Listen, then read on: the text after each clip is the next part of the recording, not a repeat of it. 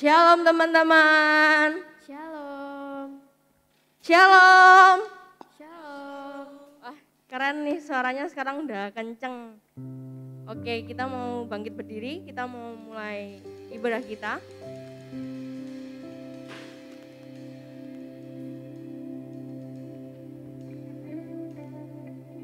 Kita mau datang sama Tuhan Yesus. Kita mau menyembah Tuhan hari ini.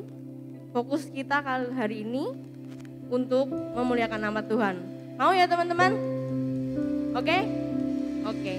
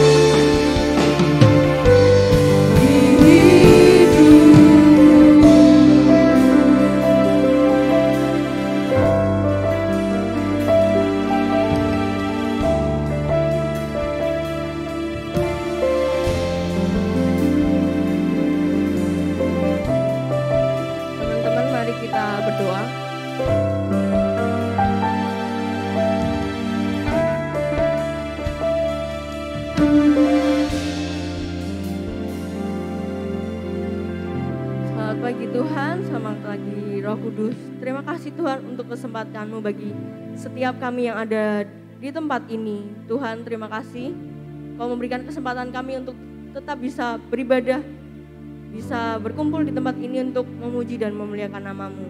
Tuhan, sebentar kami Tuhan, biarlah kami bisa fokus, biarlah hati kami hanya untuk memuji dan memuliakan nama-Mu. Jauhkan kami Tuhan dari segala sesuatu yang akan mengganggu kami, biarlah nama-Mu yang terus dipermuliakan. Amin. Oke. Semangat teman-teman. Halo.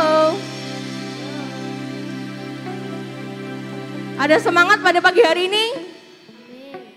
Amin ya. Udah siap ya mau memuji memuliakan nama Tuhan? Siap? Siap. Oke. Kita mau angkat tangan bareng-bareng mau memuji nama Tuhan. Karena sama siapapun ada nama Tuhan, kita mau serukan nama Tuhan. Dalam nama Tuhan Yesus, sama Tuhan Yesus, segala apapun bisa kita lewati. Amin. Amin.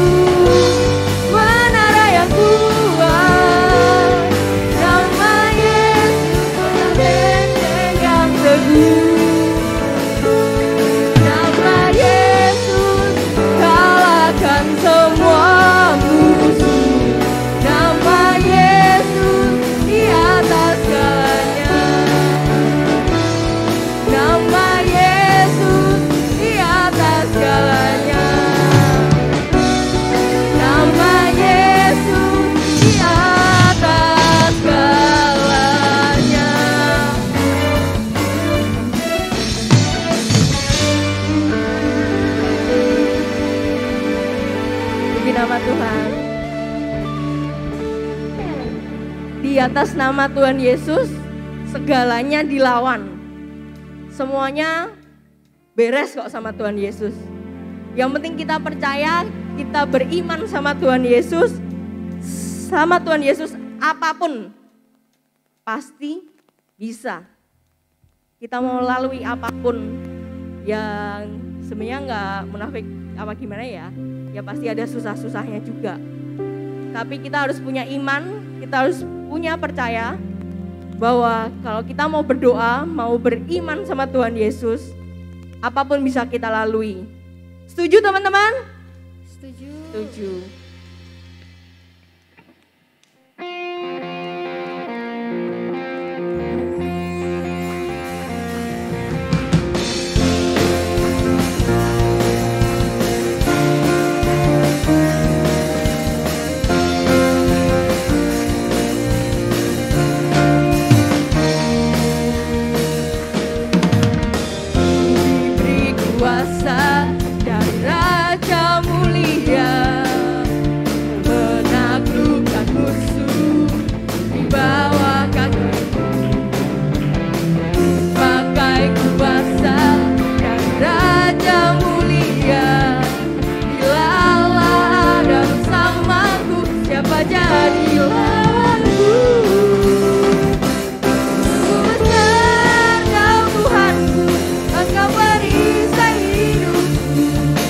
Berdiri dengan iman, iman dalam Yesus Tuhan.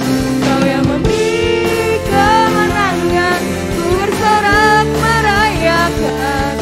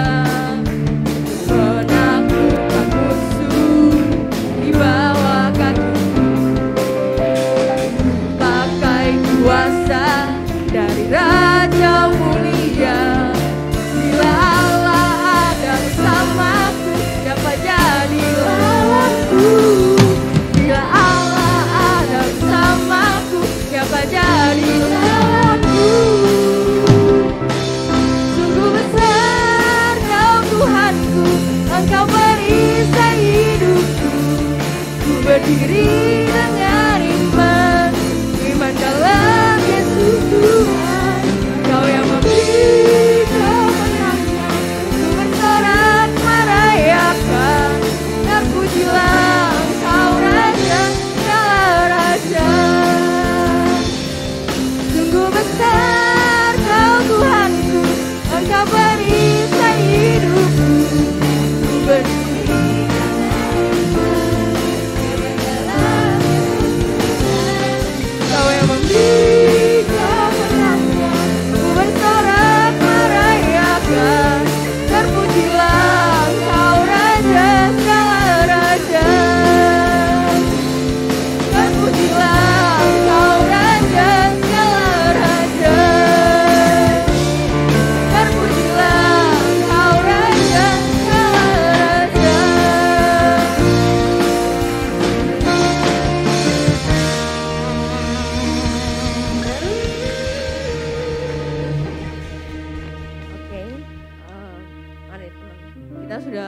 dan muliakan nama Tuhan.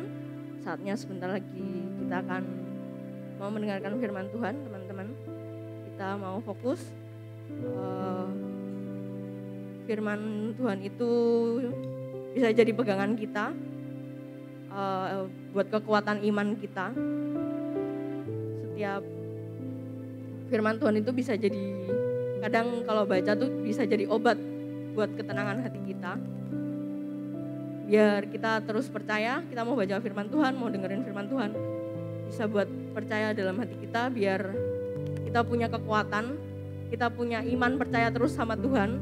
Ketika balik lagi kayak tadi, apapun kalau kita beriman sama Tuhan, kita mau mendengarkan firman Tuhan, kita bisa lalunya sama Tuhan Yesus bareng-bareng. Tuhan Yesus itu sungguh besar, Dia di atas segalanya, dan kalau bersama Tuhan Yesus, masalah apapun, badai apapun bisa kita lalui.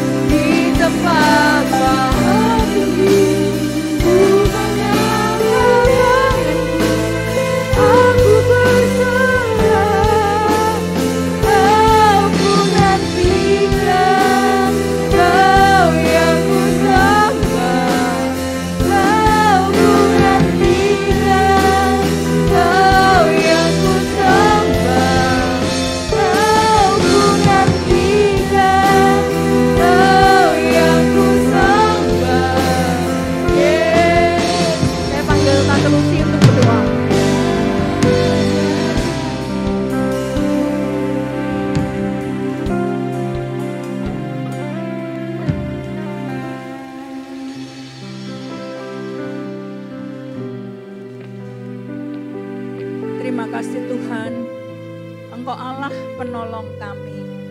Karena kami yakin dan percaya bahwa setiap pertolongan kami adalah dari Tuhan yang Maha Besar. Oleh sebab itu Tuhan, pagi hari ini kami anak-anak-Mu datang kepadamu Tuhan. Kami membawa hati kami, hidup kami, diri kami di hadapan Engkau. Biarlah Tuhan, kebenaran firman-Mu itulah yang akan menjadi kekuatan di dalam hidup kami. Mari buka hati kami, buat firman-Mu tertanam, tumbuh, berbuah, dan kami menjadi pelaku-pelaku firman. Mari Tuhan Yesus tolong setiap guru-guru kami yang hendak melayani Engkau, urapi dengan urapan yang daripada Tuhan, dan biarlah kiranya hikmat akal budi yang daripada Tuhan itu menyertai kami semua. Terima kasih Tuhan, berkati setiap teman-teman kami yang sudah melayani kami pagi hari ini, berkat yang sama bagi kami semuanya. Hanya di dalam nama Tuhan kami Yesus Kristus, kami berdoa dan mengucap syukur. Haleluya, amin. Nah, kita akan mulai pelajaran firman Tuhan untuk kelas kita. Namun sebelumnya kita akan berdoa dulu. Nanti Tante Yuni yang akan pimpin kita di dalam doa. Mari Tante. Ya, doanya. Bapa di dalam surga, Bapa di dalam nama Tuhan Yesus, kembali kami datang kepada Tuhan. Kami mengucapkan syukur dan terima kasih karena kami akan mendengarkan firman-Mu. Terima kasih Tuhan. Biarlah Roh Kudus sendiri yang akan bekerja pada pagi hari ini, sehingga kami dapat mengerti akan firman-Mu. Memberkati Pak Anton yang akan menyampaikan berita firman-Mu. Biarlah dia boleh berbicara menurut dengan sesuai dengan kehendak-Mu Tuhan. Tuhan menyertai kami senantiasa, supaya kami lebih hari lebih mengerti kepada-Mu, dan kami akan mempergunakan senjata-senjata iman kami dengan baik Tuhan, seturut dengan kehendak-Mu. Terpujilah nama-Mu Tuhan. Kami mempersiapkan hati kami untuk mendengarkan firman-Mu.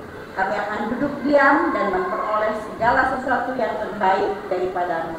Terpujilah nama-Mu Tuhan. Dalam nama Tuhan Yesus Kristus kami sudah berdoa dan mengucap syukur. Haleluya. Amin. Oke. Ada yang datang? Ya, oke, masuk dulu. Ya. Ya.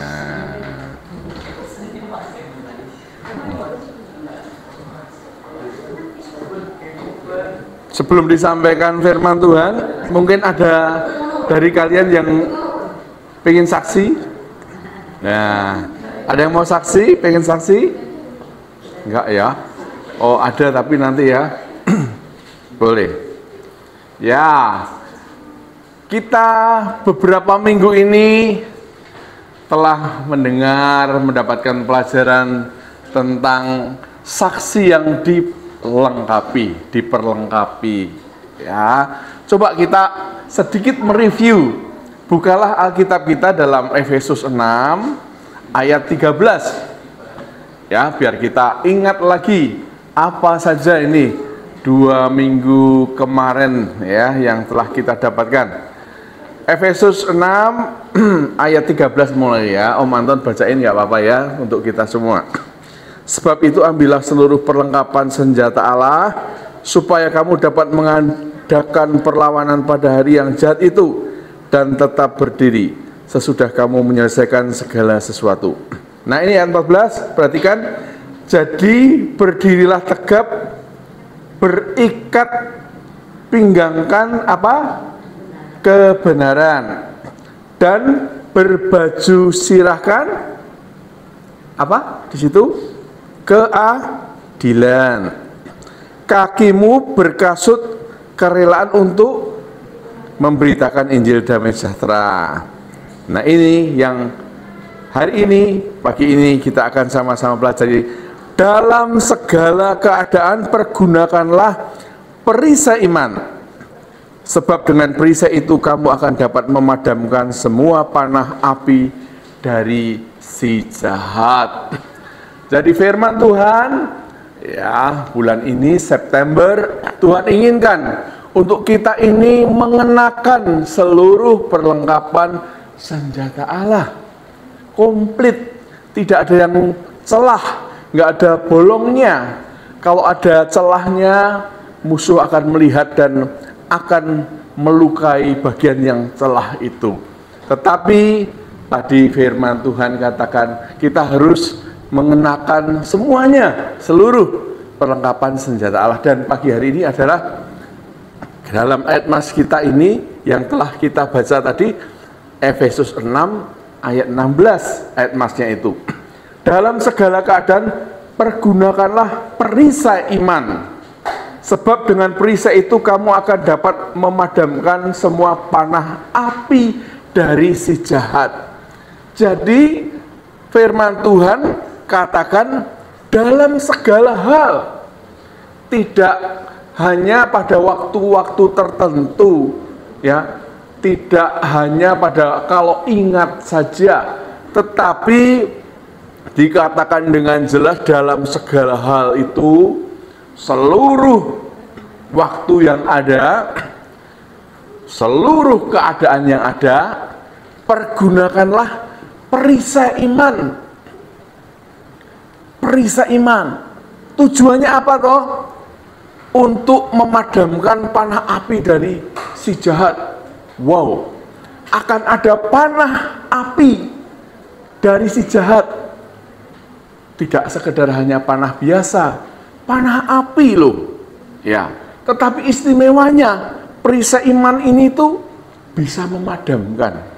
Ya, kok kalau kita pikir-pikir ya, biasanya perisai ini untuk apa? Menahan serangan dari musuh, panah. Ya, tetapi ini panah api. Tetapi panah api itu yang tadinya meluncur, ya, ada ujungnya, ada apinya itu, saat mengenai perisai kita bisa ditahan dan padam, ya, apinya mati, dimatikan, sehingga tidak terjadi kerusakan atau kebakaran. Nah, ini ayat mas ini sungguh sangat luar biasa. Makanya pada pagi hari ini kita akan melihat lebih jauh tentang perisai iman ini. Ya. Namun untuk pengantar kita lebih memahami firman Tuhan tentang perisai ini, Om Anton akan minta kita untuk membaca bersama-sama dalam bahan firman Tuhan ini 2 Tawarik 14 ayat 2 sampai 15, cukup panjang. Ini kita bergantian saja, yang genap yang perempuan, yang ganjil yang laki-laki, ya. Coba kita baca dulu 2 Tawarik, dibuka ya, 2 Tawarik 14 mulai ayat 2. Om Anton juga akan buka dulu. Ayo kita sama-sama siapkan ya, 2 Tawarik 14 ayat 2 ya. Ya, yang wanita dulu ya, yang pertama ya. Sudah ketemu, katakan amin. Amin. Yuk, kita akan mulai pembacaan dari membacakan nama kitab, pasal dan ayat ya. Oke, siap ya. Yang wanita dulu, 1, 2, 3.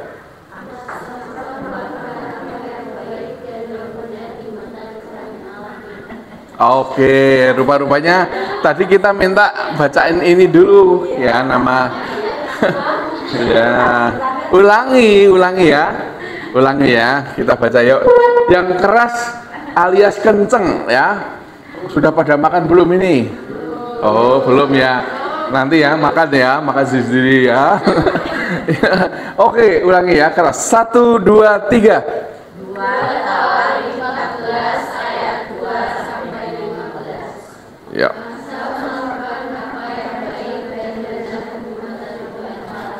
Oke, yang cowok. Ia menjauhkan mezbah-mezbah asing dan bukit-bukit pengorbanan, memecahkan tugu-tugu berhala dan menghancurkan tiang-tiang berhala. Ia memerintahkan orang Yehuda supaya mereka mencari Tuhan, Allah yang berikan mereka, dan mematuhi hukum dan mereka. Ia menjauhkan bukit-bukit pengorbanan dan pedupaan-pedupaan dari segala kota di Yehuda, dan kerajaan pun aman di bawah pemerintahannya. Karena negeri itu aman dan tidak ada yang mengambilnya,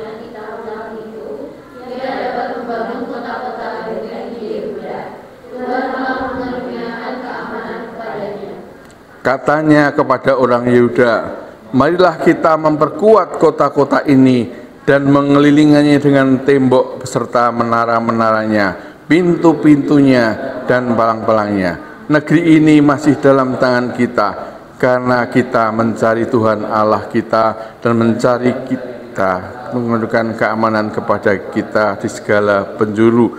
Maka mereka melaksanakan pembunuhan itu dengan berhasil.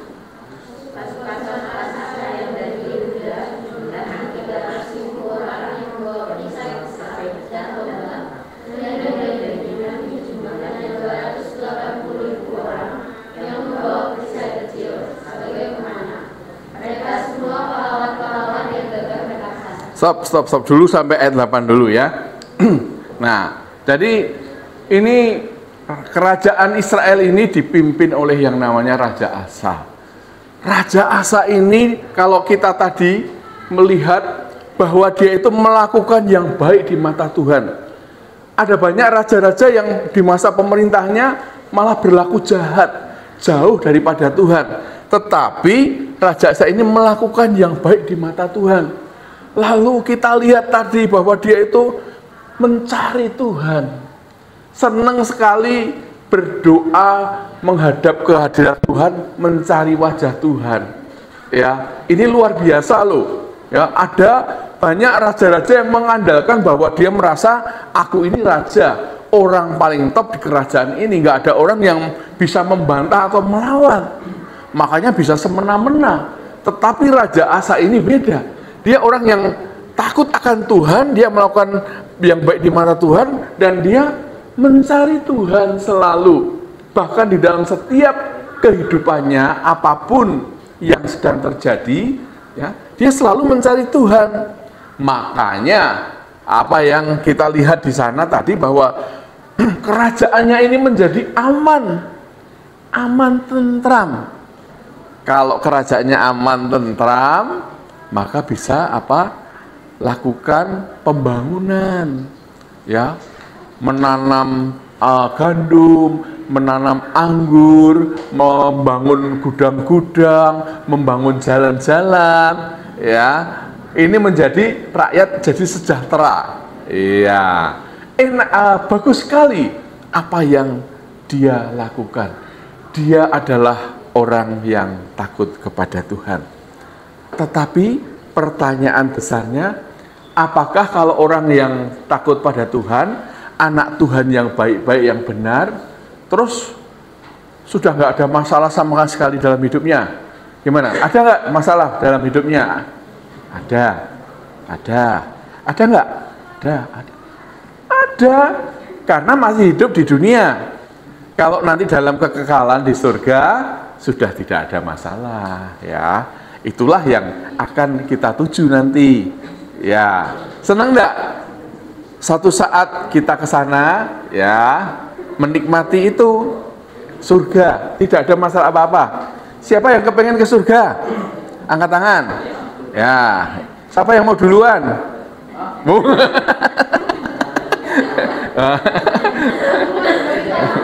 Nah, kehendak Tuhan yang jadi atas hidup kita, ya. Tuhan ingin pakai kita sampai umur berapa Tuhan yang atur semua, ya. Nah, ini hidup ini adalah apa, tanda kesempatan saja, ya, supaya kita bisa berbuat baik, melakukan kehendak Tuhan. Oke, kembali kita baca sekarang ayat yang ke-8. Yuk, yang pas cowok ya, yuk bareng-bareng mantannya yang cowok ya. Siap, ayat 8 ya, ketemu lagi kan? 1, 2, 3. Pasukan yang cowok, ayo, yuk. Sudah? Belum toh? Oh, sudah. Nah, berarti kamu mendengarkan ini. Ya, Om Anton nggak ngecek, tapi ternyata kamu mendengarkan. Ayat 9 ya, ayat 9 yang cowok ya. 1, 2, 3. Serah orang Ethiopia itu maju berperang melawan mereka dengan tentara sebanyak 1.000.000 orang dan 300 kereta ia sampai ke Marisa. Ya, yang perempuan, yuk.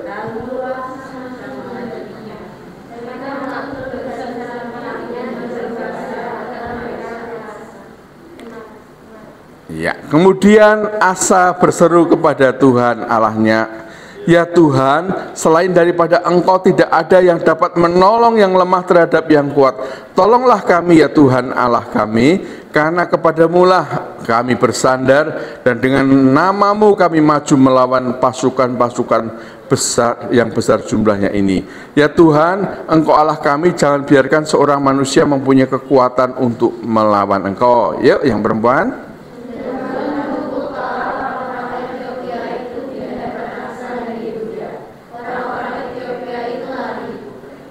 Lalu dikejar oleh Asa dan laskarnya sampai ke Gerar. Dari orang-orang Ethiopia itu amat banyak yang tewas, sehingga tidak ada yang tinggal hidup, karena mereka hancur di hadapan Tuhan dan tentaranya. Orang-orang Yehuda memperoleh jarahan yang sangat besar. 14.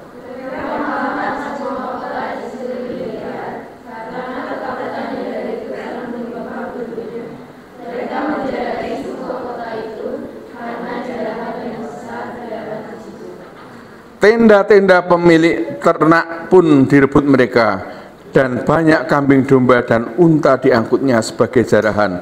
Lalu mereka kembali ke Yerusalem. Ya, dalam perjalanan Raja Asa ini memerintah, ya, semuanya berjalan dengan baik. Tetapi kita melihat tadi yang ayat 9 kita telah bacakan tadi, ada masalah. Ya, orang yang bernama Zerah, orang Ethiopia. Ya, kalian tahu nggak kalau di geografi ilmu bumi itu Ethiopia itu di mana? Di benua mana? Hah? Mana? Ethiopia ada di Afrika. Afrika bagian utara, ya, bagian utara. Jadi bersinggungan, ya, secara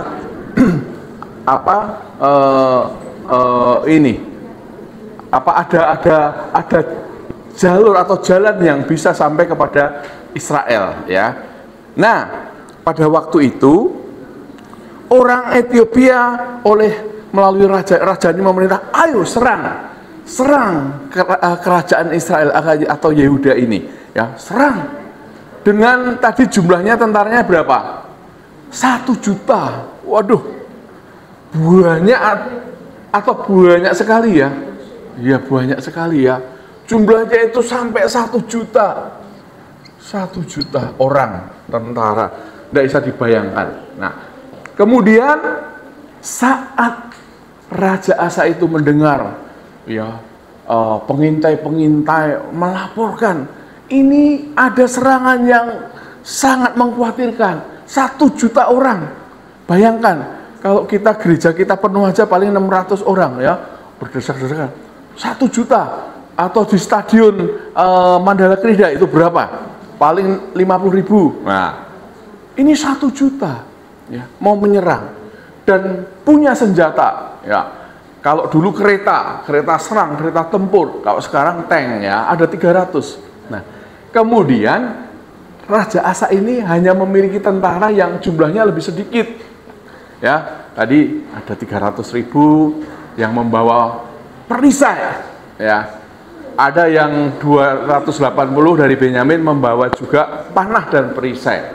Nah, singkat cerita saja, biar kalian nggak boring. Singkat cerita, pertempuran itu terjadi. Tetapi karena Asa ini mencari Tuhan, mohon pertolongan Tuhan, maka Tuhanlah yang menolong, ya. Orang-orang Ethiopia ini tadi kita membaca, mereka dikalahkan, ya. Banyak sekali yang tewas orang-orang dari Ethiopia ini. Bahkan mereka mendapat jarahan kalau dalam peperangan itu, kalau yang kalah itu dia akan diambil harta bendanya, mendapat jarahan, mendapat pampasan perang, gitu ya. Nah, ini kenapa kok kita ambil cerita ini untuk nanti menerangkan tentang perisai ini. Kita melihat tadi bahwa Asa, Raja Asa dan orang-orang Yehuda pada waktu itu, ya, mereka itu orang-orang yang dibawa oleh asa untuk mencari Tuhan, untuk melakukan yang baik di mata Tuhan. Dan saat terjadi kesulitan mereka mencari Tuhan, mereka itu, tentara-tentaranya ini disebutkan tadi bahwa 300.000 orang membawa perisai besar. Nah ini, jadi untuk ilustrasi ini, membawa perisai besar. Ada 280 membawa perisai kecil dan anak panah. Ya, kalau yang membawa perisai besar bisa di sampingnya didampingi dengan pedang, tombak, gada dan lain-lain. Nah, dalam pertempuran mereka harus membawa senjata, perlengkapan senjata. Perisai ini merupakan adalah senjata. Untuk itu kita mau melihat, kenapa ya kok mereka itu pakai perisai segala macam, ya. Nah, karena memang perisai ini memiliki hal yang istimewa. Apa itu perisai? Apa itu fungsinya? Kita mau lihat di sini, ya. Coba, apa itu perisai dan fungsinya? Ada yang tahu apa? Perisai itu apa? Jawab aja, bebas, nggak apa-apa. Hah? Apa, Steven? Perisai ini apa? Semacam mainan atau makanan? Pelindung. Ya. Perisai. Wah ya, kalau game itu ada ya. Perisai, ya. Oke. Nah, Om Anton bacakan ya. Perisai yaitu, ayo, saya sahabat ya, Om Anton bacakan. Benda yang digunakan untuk peperangan, digunakan atau dikenakan di tangan dan didampingkan dengan senjata seperti pedang, tombak atau gada. Ya, tadi betul bahwa perisai ini adalah satu benda, satu alat untuk melindungi, ya, dari serangan, digunakan saat peperangan. Ya, itu. Lalu apa? Selain perisai, biasanya dilengkapi juga, bisa prajurit itu bawa pedang, tombak atau gada. Nah, itu yang disebut tadi dengan perisai. Nah, kemudian fungsi daripada perisai ini berfungsi sebagai penahan serangan lawan, penahan segala hal yang akan merusak yang dikirim oleh lawan. Ya, jelas. Ini untuk menahan seluruh serangan supaya tidak terjadi kerusakan atau korban. Ya, kalau tanpa perisai atau perisainya itu kemudian lubang, ya, tidak ada perlindungan, maka pasti ada serangan yang bisa menjadikan kerusakan yang besar atau bahkan korban. Ya. Kemudian hal yang Tuhan ingin kita lakukan, ya. Sekarang kita hubungkan ya dengan apa yang ingin Tuhan lakukan dalam kehidupan anak-anak Tuhan. Tadi adalah kenakan senjatalah, yaitu perisai iman. Nah, Tuhan katakan, ayo gunakan itu di dalam kehidupan kita sehari-hari. Ya, dalam kehidupan kita sehari-hari ini, ayo gunakan perisai iman. Sebagai anak Tuhan, kenakan itu, gunakan. Ya, jangan sampai tertinggal. Ya. Coba kalau kita lihat di dalam Matius 4 ayat 4, 7 dan 10, atau bisa minta tolong ya dibacain. Yuk kita buka Matius 4 ayat 4, 7 dan 10. Nah, satu-satu ya. Nah, coba ya, tolong dibacain ya. Sudah dapat? Udah dapat? Ya, bacain ya. Tapi Yesus menjawab, ada ditulis, manusia bukan dari roti saja, tapi dari setiap firman yang keluar dari mulut Allah. Ya, dikatakan ada tertulis waktu Tuhan Yesus dicobai, 40 hari 40 malam puasa, nggak makan nggak minum, ya, beda dengan puasa-puasa yang saat ini hanya beberapa hari. Ada juga yang masih pakai minum air putih, ya. Tetapi ini dikatakan bahwa saat Tuhan dicobai di padang gurun, ya, waktu itu dia puasa 40 hari 40 malam, dikatakan iblis itu menawarkan, ini batu ini bisa dirubah jadi roti. Iya bisa, Tuhan bisa rubah itu, ya. Nah, tapi jawab Tuhan, ada tertulis bahwa manusia itu tidak hidup hanya dengan roti saja. Nah, itu tadi. Sekarang coba yang ayat 7 ini tentang apa ya? Yuk, yang cowok, yuk baca yang ayat 7.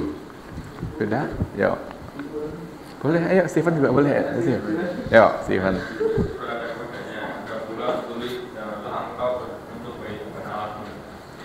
Ada tertulis lagi, ya kan? Jangan mencobai Tuhan Allahmu. Jawaban Tuhan Yesus itu ada dasarnya. Dasarnya adalah firman Tuhan. Ada tertulis, jangan mencobai Tuhan Allahmu loh. Ya. Yang satunya lagi, yang ayat 10. Siapa yuk yang 10? Ya kamu. Ya.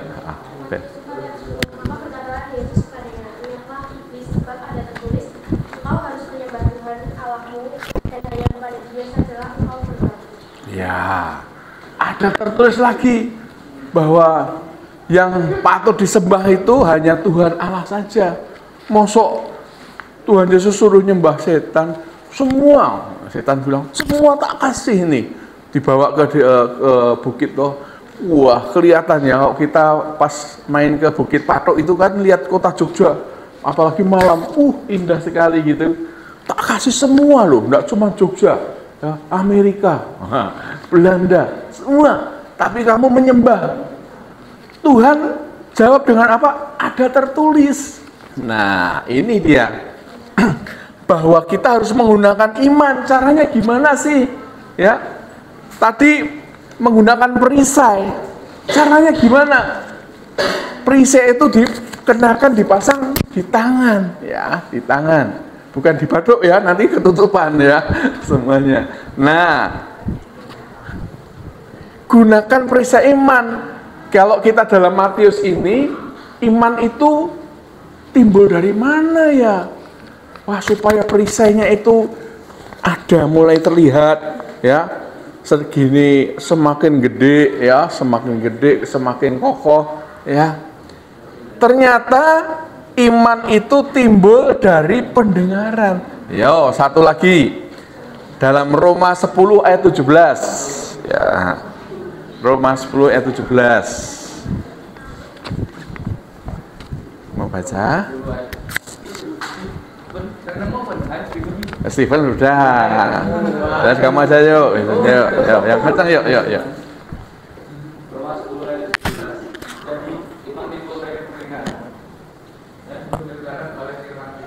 Iya. Jadi tadi iman timbul dari pendengaran. Pendengaran dari gosip? Enggak. Dari firman Tuhan, firman Kristus ya. Coba bayangkan kalau kita tadi dapat serangan dari iblis, kemudian kita nggak punya firman. Waduh, gimana yuk? Cara melawannya gimana ini? Kita bisa-bisa lari pontang-panting, lari tunggang langgang, ketakutan. Nah, makanya pagi hari ini Tuhan ajarkan kepada kita sebagai anak Tuhan, ya, tadi seperti Asa melakukan hal yang baik di mata Tuhan, dia mencari Tuhan. Ya. Kita bisa menjadi orang yang dimerdekakan, bebas. Nah, tetapi ingat, masih ada kelanjutannya, yaitu kita harus menggunakan perisai iman. Karena dalam perjalanan kita ini ada hambatan, halangan. Iya sih, pasti ada juga. Nah, seperti Tuhan dapat pencobaan itu, Tuhan Yesus lawan dengan itu. Dengan apa? Dengan iman. Nah, iman ini timbul dari pendengaran akan firman Tuhan. Pertanyaannya adalah, sudah ada belum firman Tuhan di dalam hati kita, pikiran kita, hidup kita? Sudah berapa sih yang nyantol, ya, atau sempat nyantol dan kemudian lepas, ya? Nah, mari ini ajakan pada pelajaran kali ini, kenakanlah senjata Allah, perisai iman itu, ya. Kalian harus mulai, mau tidak mau, ya. Om Anton punya cucu, ya. Itu kalau didulang, ya, Om Anton cuma lihat aja yang dulang mamahnya kan, sulit makannya. Mau didulang baru sedikit, gitu, udah sulit gitu, tapi lucu gitu kan. Sekarang bayangkan, kalau seandainya dia tidak mau makan, sulit makan, dibiarkan. Wah, orang tuanya seneng, wis nggak usah makan ya, nggak kerepotan gitu ya. Wah, lama-lama kecil badannya dan ya tahu sendiri. Itu juga yang harus menjadi gambaran hidup kita. Kita ini harus dikasih asupan firman Tuhan. Ayo makan, jangan kita menolak, jangan kita enggak lah, males. Biasakan ya, dalam satu hari itu walaupun sedikit pun harus ada, ya.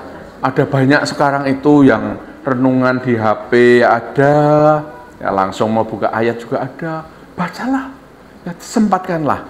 Siapa tahu pada hari itu kamu dapat pencobaan, ujian, pas firman-Nya, itu bisa kamu lakukan. Atau kalau ada pencobaan-pencobaan yang lain, kita udah punya hal yang kita ingat. Firman Tuhan katakan ini loh, itu loh. Nah, itu.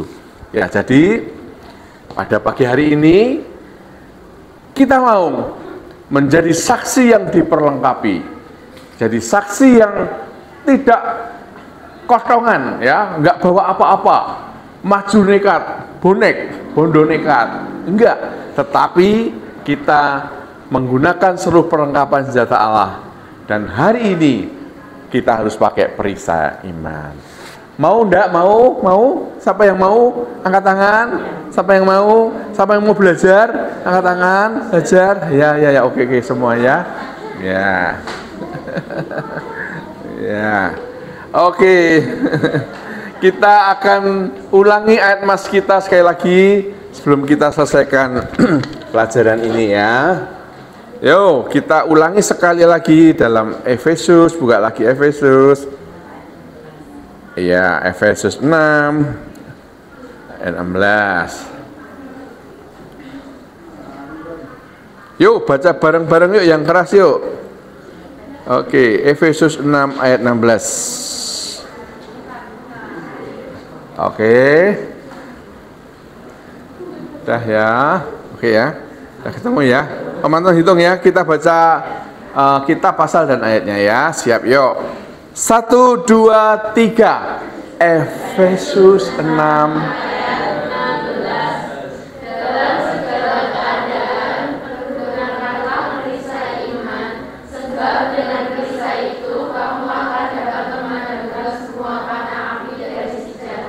ya, si panah api dari si jahat itu kita bisa padamkan, ya.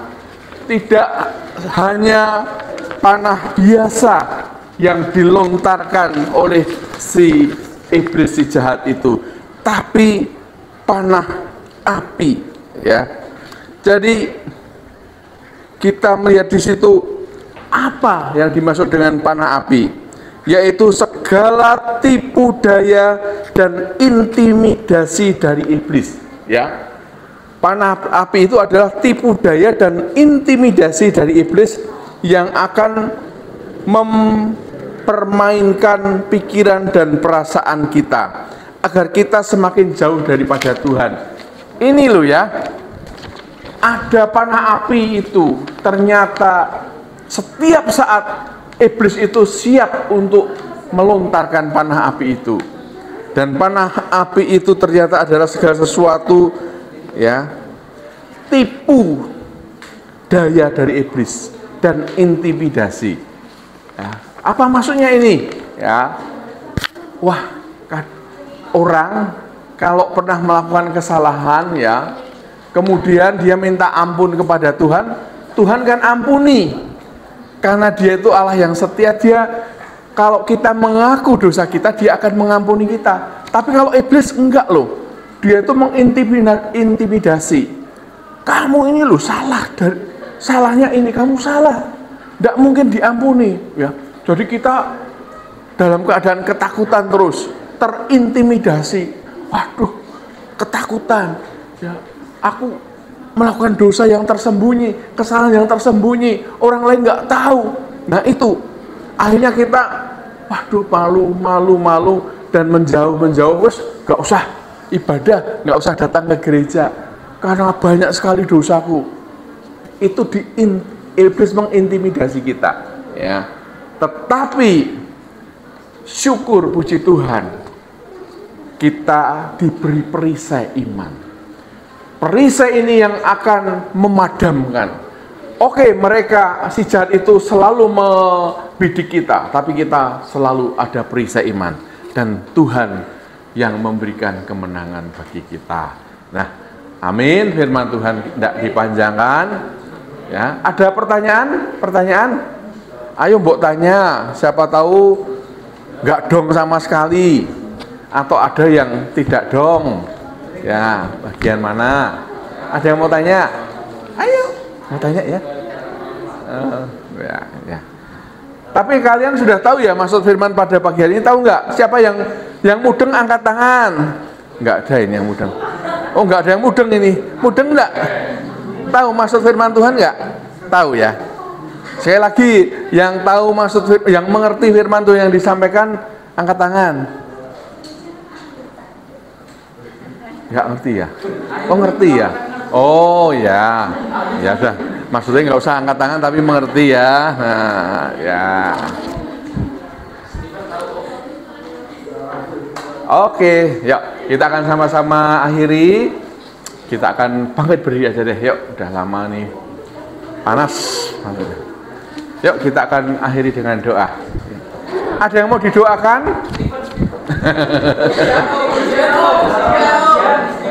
Ujian apa? Ujian kehidupan? Enggak mau? Ada ujian mau di sekolah?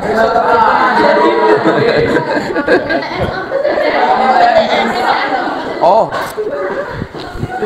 pulang apa ujian? Apa namanya? Oh, ujian tengah semester ya. Oke, UTS. Ya.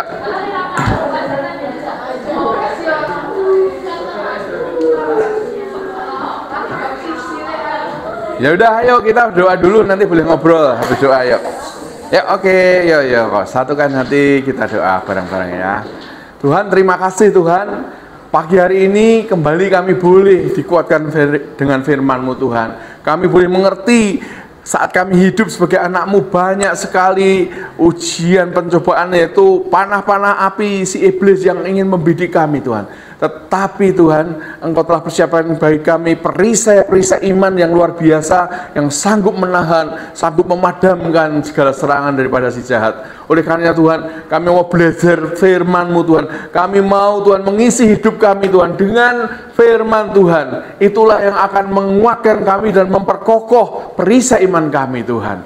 Mari Tuhan, proseslah hidup kami menjadi anak-anak-Mu yang menyenangkan Engkau, jadi anak-anak-Mu yang selalu mencari hadirat-Mu Tuhan, dan Engkau akan memberkati kami semua. Terima kasih, khususnya Tuhan kami berdoa untuk anak-anak-Mu yang akan menghadapi ujian tengah semester ini Tuhan. Mari Tuhan, kami hanya berharap kepada pertolongan Tuhan, kan sesungguhnya Tuhan, hikmat, akal budi, kebijaksanaan itu Tuhan daripada Engkau. Engkau berikan pada orang-orang yang takut akan Engkau akan memberkati, menolong Tuhan, memberi kemampuan Tuhan. Oh, oleh karenanya Tuhan, dari tempat ini Tuhan, mari Tuhan Engkau sertai setiap anak-anak-Mu ini Tuhan. Mereka boleh belajar, konsentrasi, mereka boleh melakukan Tuhan seluruh tugas-tugas sekolahan dengan baik. Dan untuk UTS sendiri Tuhan, Engkau akan berkati Tuhan anak-anak-Mu ini. Terima kasih Tuhan, sebentar kami juga hendak ke aktivitas kami yang lain. Berkatilah Tuhan, dan kalau kami pulang, sampaikan dengan doa di rumah kami dengan selamat-Mu. Terima kasih Tuhan